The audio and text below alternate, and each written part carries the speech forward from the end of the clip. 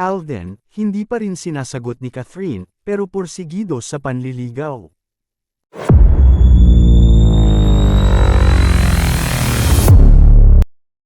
From a very reliable source, nagtala ang SM Bacoor Cavite ng record bilang pinakamaraming fans na nanood sa mall show nina Alden Richards at Catherine Bernardo.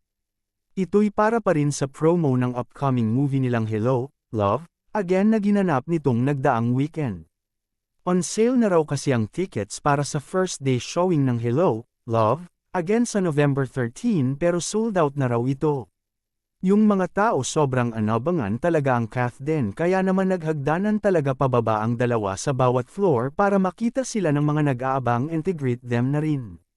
Grabe ang sigawan kina Cath at Alden, kwento ng aming source.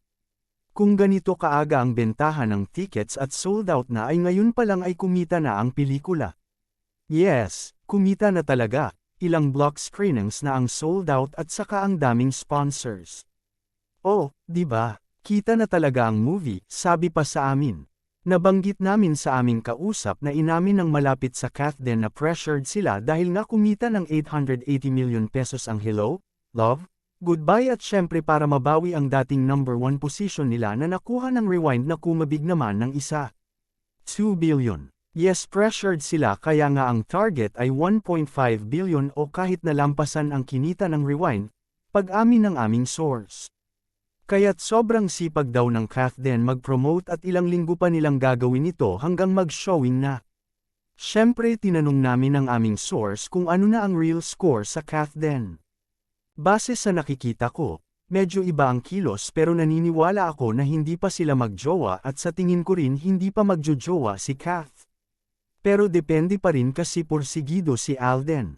Magkakaalaman yan pag natapos na ang promo ng movie nila at kung consistent pa rin si Alden, baka pa. Pero kasi super close talaga si Alden sa family ni Catherine pati sa father niya. Well ganun din naman noon si DJ, Daniel Padilla, close rin naman, pagtatapat sa amin.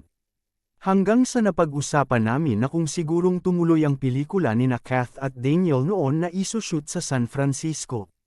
USA ay tiyak na sila pa rin hanggang ngayon at walang sequel ang Cath din. Anyway, totoo kaya na may part 3 ang Cath din movie na base sa trailer ay hindi na naman sila nagkatuluyan.